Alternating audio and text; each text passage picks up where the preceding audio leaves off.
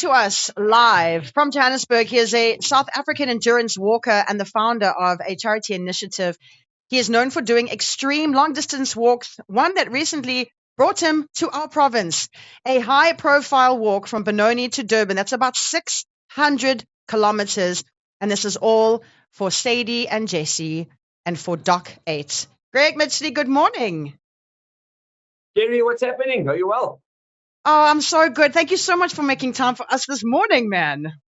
100%. Before we get started, I think it's somebody's birthday today, so I want to give you big wishes for your birthday. Yay! Thank you so much. No, but it's like on the messages. I was like, okay, Greg, I'm going to message you now, just so you know it's my birthday. No, lekker. Just be honest about it. So, Greg, first of all, congratulations on your walk. Do you know that Splashy Fen was happening last weekend, and the amount of people who took videos of you and pictures of you, we were tagged non-stop. People were like, please, Miller, you have to speak to this man. So, and behind the scenes, myself and Tando, my co-host, were just saying, you know, it's often people will do something to raise awareness, and you literally have raised awareness. No one here had ever heard of Doc 8.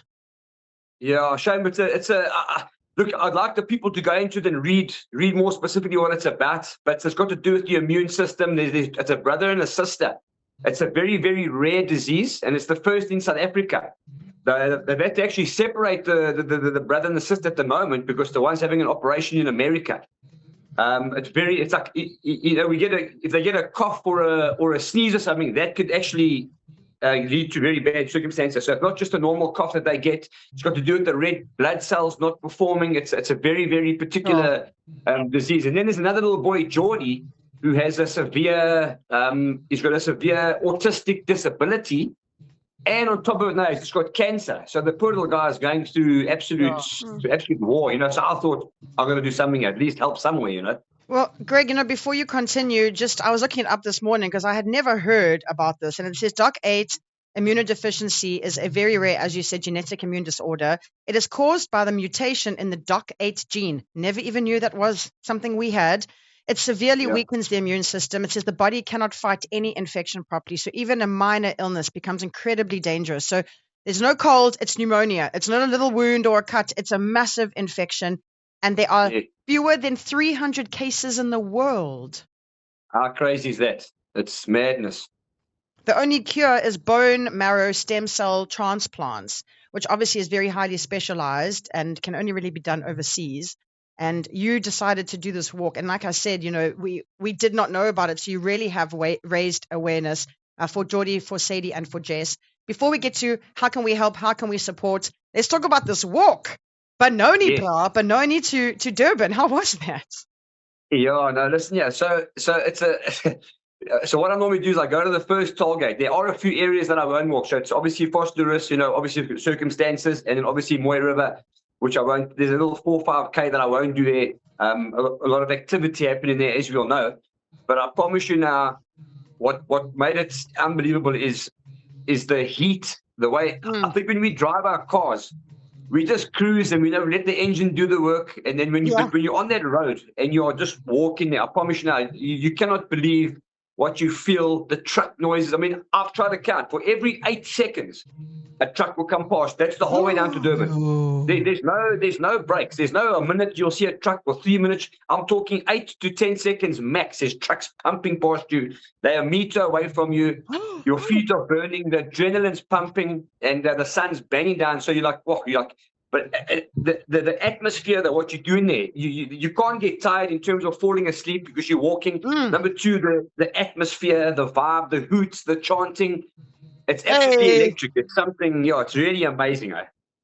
And when you said those areas that you won't walk, I presume because of just like safety reasons? Safety reasons, 100%. Safety reasons. You know, I'm prepared to risk my life for children. I'll do anything for children, but you're also going to just draw the line somewhere, you know, just in case, you know. So then what do you do in those spots? Does someone pick you up and you drive it, or? So basically, on the Thursday morning, when I left on the Thursday morning, I took, he's a good friend of mine, actually. He's an Uber guy. He took me out there at 1 o'clock in the morning. So he'll drive me just up to the first toll gate, and then I'll head out from there, and I'll just mission from it. From there, it's just on the road, on my own, no car following me, nothing. That's what I was about to say. So you're from the hook, you're literally on your own. Yes. you go from the Hook onto your own up to Moy River, you say, where you can't. That's the strip you can't do in Moy River. Yeah, so basically, I'm also lucky because just before the Moy River turnoff is where I'm going to be staying at a friend's house where they're having me over for the night on a farm, which actually works out perfect. So they'll pick me up at the bridge there and go into about 4 or 5 k's into there where they stay. So it works out perfect. So did you do Van Reenen? Oh, I love the way you asked me Van Reenen. That's my most adrenaline-packed walk ever. I stay at Green Lantern. Yeah. And then I walk. When I say, and this is genuine, I'm not exaggerating. When I say I've got to have a torch flashing, which is attached to my head, so the trucks can see me coming down, you can actually hear them gearing down because I have to lean over the barrier because they're so close to me. If I just put my arm out like this, they'll literally take my arm off. So I've got to wait for them to pass, lean over the barrier. There's no space. And I've got to get all the way up that winding road, and then it opens up a little bit just going on the way down. But that's the most adrenaline walk I ever do. I love the Van Reenen's Pass. No, good for you. Sure. Good for you. This is, what's it? One man's trash is another man's come up, right? How long? I'd like to know how long this whole thing before we get to the length of time it took you, you are walking aside, like a backpack, a change of clothes, food, water. What are you walking with? Yeah, so this is where I'm still going to fix it up. If I ever do this again, which is it's questionable, but my body is completely messed. But I was carrying 9 to 10 kilograms on my back as well, which is way too much for a walk like that. But what's in the bag is what I need. I've searched the bag a million times. So sometimes I'll take 3 pairs of this, 2 pairs of that. And what I'll do is when I get to the accommodation, I will wash. I'll wash the popping on my feet, balancing on stuff because of my blisters and stuff. I'll wash whatever I have to wash. That'll dry for the next 2 days, wear something new, and then the routine just keeps on going like that, So it's a very tricky one because what's inside the bag, bandages, strapping, plasters, you got to have with you. You got to have with you, So. And Greg, how many proverbial boskaks did we need to take? Because I presume on Van Reenen I would have needed to many times. Yes. Are you just like? Yeah, I'm taking a small fade just in case. Yeah, it's heavy. It's a really the adrenaline pumps up that hill. Flipping hell! Yeah. And from Benoni to Durban, how many hours or kilometers a day are we walking? And how many days did it take you? So I ended up on 10 days. So it works out to about on average, about 50 kilometers a day for 7 days. But then there's 2 days or 3 days where I walked. The first day I walked 68 kilometers. That's not normal. It's not right. That's not good. That's why I got the blisters. A bit of rain came, got a bit wet. So that's what caused a bit of havoc. Yeah, so three days of 68, 59, and I think it was 61. The rest was about 50 plus minus 50 a day. So it's hectic. That works out to about 10 to 12 hours every single day, except the 68 was about 13 hours, it's actually ridiculous because, I'm doing this for a charity. Yes, I'm walking down to Durban, but like I said, I'm not going to do more than 45 to 55. But there were 3 days where you have to push on because the accommodation is a bit far and then you'll be stranded. So you got to just push those. There's 3 days where you got to really just push it, I saw the one day where you were going to stop and you said, Maritzburg is only maybe 5 or 6 Ks further. So you're just going to continue through to Maritzburg. So I presume things like that happen where you realize the next town is close enough, even though you're so tired. Yes, 100%. So I had a friend who stayed in Hilton and I was checking out the maps and I said to him, and you're disappointed because he had a braai set up for me. He had a couple of beers waiting for me. And I thought, yes, like I'd do anything for a beer right now. But, when I got there, I thought, well, from his house, it's about a 6 kilometer walk into Pietermaritzburg. So there was no point staying there. So I thought, let me push on. And I promise you, that day was hard. It was a heavy walk. And I thought, what, just keep going. It's another extra 2.5 hours, whatever it is. So this push in there, it was a good thing I did because then, the way it ended up was just perfect. It was only 7 Ks. Why didn't your mate bring the bride to you then? What the actual? He could have brought everything to Maritzburg. Yeah. 100%. I said, come on, at least bring me a brie roll or something. Exactly. So now, Greg, looking at you, you can see you're a very built man. Yeah. You spend some time looking after yourself. You can see by the whites of your eyes, you care what goes into your body. My question to you, and I mean this respectfully, are you incredibly disciplined or are you a bit obsessive? So I must be honest. I am disciplined. I'm not. There's no ways I'm upset. You talking about eating wise, eh? Just like in life in general. I mean, for a man who just walked 600 kilometers alone. Yeah. So what are you running from? In general, in life in general, I never used to be, but I'm very disciplined in what I do now. I'm not a freak in terms of what I eat, and I must eat this, I must eat that. Yeah. If I want a burger or a pizza, I'm going to have one. But then the next morning, I'm up and I'm back in the gym, at least an hour in the gym, 45 minutes in the gym. Life in general, I have become very disciplined. I don't have to have a beer. I have a beer because I enjoy a beer. Yeah. You know what I'm trying to say? But also now I get to a point that I'll immediately know that's enough. So that's good discipline. Whereas 5, 6, 7 years ago, there was no, it was just finish and stop, you know, 2 speed, start and finish. So like a G6. Yes. But I also believe in everything in life. You've got to have a balance. Whether you're heavy religious or whether you endurance runner or whether you're a sportsman, you've got to have that balance. Go out to splashy fan. Let your hair down. It's a bit difficult to find the middle part. Yeah, but let your hair down. You know what I'm saying? Okay, so Gregg, if you're just tuning in right now, we've got Gregg Mitchley on the line. He just did an incredible walk, 10 days from Benoni to Durban to raise awareness for Doc 8. It's an immunodeficiency. He walked for Geordie, for Sadie, for Jess. How do we get involved? So that's all good and well that you've done this. And I feel like I've got so many walking questions, but I also want to get to the point of why you did this. What is it that you need from us? How can we help? How can we make this walk worth the blisters, worth not having your friends bri?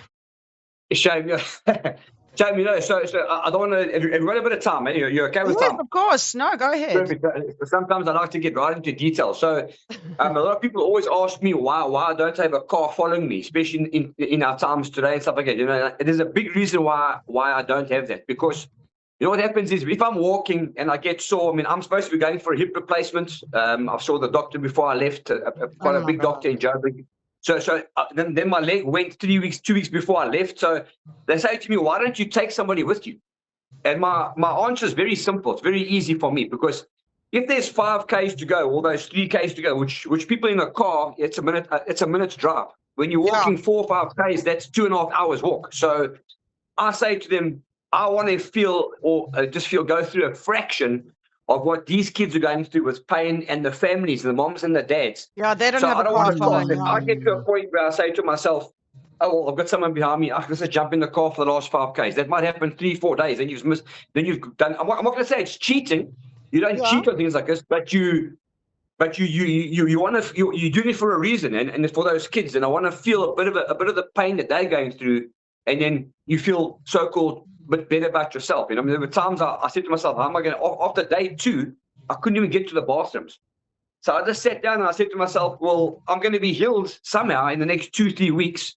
These little kids, they don't know what a proper Easter is, or a proper Christmas, or a proper go and sit with your friends and have a burger, play and that's what the passion comes out of me. And I've got to feel it, which I think this time I really felt the pain, which was good for me, but it makes you sad because of there, you know. So I have everything, Kerry. I've got everything. I've got supplements. For me, this isn't about me. I hate talking about me. I hate it. But I promise you now, it's just the funds. If there's any way people can donate, you know, that is what we're looking for. It's expensive to get to America to go and see your son, to go and pick up your son. You know, just like small things like that. Medication. There's always going to be medication. So I want to just do my part and give back as much as I can. And it's the funds that's most important. You know? Because this is the thing, is beside the fact that these are kids who are ill, you've got entire families around them who just are desperate to have their children be able to just go outside and play again. And, you know, there are so many people that need, and so many people that really do need. But if you are listening to this, and when we post this, if you are watching this, and what Gregg has done touches you somehow, and the name Geordie, Sadie, and Jessie, whether you know them or not, if this touches you, you know what? Every single rand helps. And even if you go, no, but I can only give a rand. Imagine if 1 million people gave a rand. Yeah. Imagine 100%. 100%. You know? And exactly. it was so interesting. I was chatting to my housemate last night about the interview we were doing today, and I just said to her, this guy walked this amazing amount, and this is why. And, you know, just imagine having to go overseas, beside the travel costs. You can't just send a child alone. Yeah. So then it's the parent, maybe 2 parents. Yeah. Then you haven't even looked at the expenses of medical yet. And she said to me, and I don't mean to bring this up, but she said to me, do you know the amount that is being spent on sending military and troops into Iran, what that money could do, and how many children could be healed and saved? And my heart just crumbled. Wow. And I'm just, this is it. There is enough for everyone, and these children Yeah. deserve to be helped. And for everything that you've done, thank you so much. And how do we help? Is there a Zapper code? So Is there a...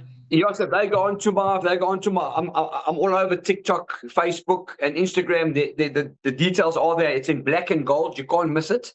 There is a reference that you can put there. Durban walk, whatever you guys want to. Like you said, 100 rands, 100 rand, 1 rand's 1 rand. You know, times are tough. We understand that. That's one thing I do is understand petrol's going up. This is going up, but you know. Like you said, if it's about numbers. The more put in 10 rand, the better. You know, it's just for that extra flight. It's just for the extra medication. It just takes a bit of pressure off the families. So my details, you can't miss it. In black and gold, it's all over those social media platforms. And you know what? Just like Gregg did, he moved from Benoni to Durban one step at a time. He didn't try and walk a kilometer at a time. It was one step at a time. And that's when it comes to helping these kids, it's 1 rand at a time.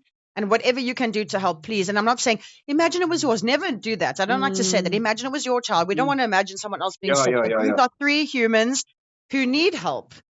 And even if you're listening to this and you think, well, I don't know these kids, but actually my neighbor's child needs help. And you want to help your neighbor's child, whatever it is. I heard a beautiful thing recently. It says, when life gets too much and you can't take it anymore, then give. And this is really a time to give. Please. 100%. And you know, if people could realize, when you give, it's the best medicine in the world. If I'm not giving something, whether it's a compliment or whether it's a loaf of bread or something, it makes you feel, and what you're doing for that person, just a compliment. I promise you now, if you just tell somebody out the blue you look nice, and some people get offended by it, they're gonna remember what you said, and they're gonna love what you said. They might not show it, but just say it, man. Just say you look good today, or you nice dress, or nice pants, buddy, nice whatever. Here's a loaf of bread for this guy. I promise you now, that will change things so quickly in this world. You know, it's kindness is for free. It really is for free. Yeah, kindness is for free. And before I let you go, I know I've kept you here for almost 30 minutes already, but I would love to know. So we know you walked from Benoni, and on Gregg's shirt right now, it's got CFAO Mobility Toyota Boksburg. But you're not like a Boksburg boot, like how we all think in KZN how the boots are. I want to know, when you were walking, did you listen to music? And what does a boot listen to when he's walking? So when I'm walking, strictly no music. Oh, really?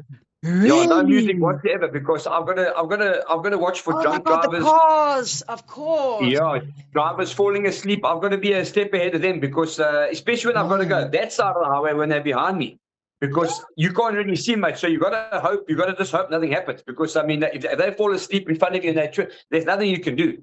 But rather be in a situation where you can hear screeching or hooting, someone's giving you heads up to dive out the way or something, because when it comes for you, it's game, set, and match, you know. So no music, but normally in a boot's life, I'm an oldies, I'm an 80s maniac. So when I get home, it's 80s and it's a good time. Did you see any wild things on the roads? Like, did you see any accidents or things like that, or was it a pretty clear? I'll actually share a story with you that I didn't want to put onto my social media. There was one morning coming down off Nottingham Road. Always there. Just opposite the road, there was a truck across the freeway. Okay, there's a truck which obviously whatever they call it, the truck, whatever you call it, and it literally was across the highway. I was coming down like a big, as the road from Notties comes down like this. Something said to me, rather just walk into, he said, you've got to walk funny, so your feet are messed as it is. So somebody said to me, just go down deeper, where there was a bit of like a funny drain to walk in. Whoa. And I'm not joking now. When I say this, within 7 seconds after I did that, a truck drove where I was walking. And I actually get goosebumps now, because when he drove past, he actually put his hazards on to say sorry, which means he didn't see me. So I would have been taken out. I would have been all over the N3. That's one thing my body's going cold now, because I know he fell asleep or he drifted or something. And somebody said to me, just walk over there. And I would have been I wouldn't have been heard of now. It wouldn't have been trying to find me. I would have been completely messed. But Something just said to me, move then. And I moved, and then I promised you within seconds, and I just froze. I went, what the? And I saw his hazards come on. He would say, sorry, you must have just drifted or something. So divine guidance, you know, hey? it's, Divine guidance, Yeah. man. You were being so Yeah, 100%. protected. And then a friend, well, not somebody that I met on the way, stopped on the highway to gave me some drinks and stuff. And then not even 5 minutes later, they posted on their group that there was an accident that happened 3 minutes after I'd walked past a bit further. So you know, it's incredible how life does work. It's, you know, you can't plan anything. It's like with me, every corner, I always say, you don't know what's around the corner, no matter who we are, and never ever say it won't happen to me. And that's with anything in life. And we've got to be blessed with what we have around us and who we have around us, because it's important. It's important. Gregg Mitchley, you are amazing. Dude, I'm just curious. You know, it's kind of sort of illegal to walk on the highway. So when you bumped in the cops in the metro, how did that go? You know, so you're 100% correct. It is illegal. We aren't allowed to, but I think what I do, so I hang this flag over here, as you can see, their names. And I also carry my South African flag with me. So number one, I always, when I do something like this, for me, to me, I'm representing South Africa. I'm a die-hard South African. Yeah. And I feel I'm representing the country, and also that there. So I've never had any issues with cops. So I think they know that it doesn't happen often. So he's obviously doing something to raise funds, or he's doing something that's a bit extraordinary. Another white guy doing a crazy thing. You know what I mean? What's new? White guys can't jump, but we can walk. Gregg, you are absolutely amazing. Please, we will share all of Gregg's socials on our socials as well. Please support this amazing man. And thank you for literally putting your life on the line to help these kids, and to anyone else, you know, just thank you so much. And hopefully next time you're in Durban, you'll come and visit us at the studio and come and sign our wall. I will 100% pop in there. That's 100%. And you must have a good birthday, and thanks for having me. I really appreciate it. I think we can officially call us friends. Yes, we're all friends now. That is Gary. Have a good one. Thank you so much. Thank you so much. I hope your feet heal. This is Radio Plays. It's 8:31. It's time now for your news and your traffic.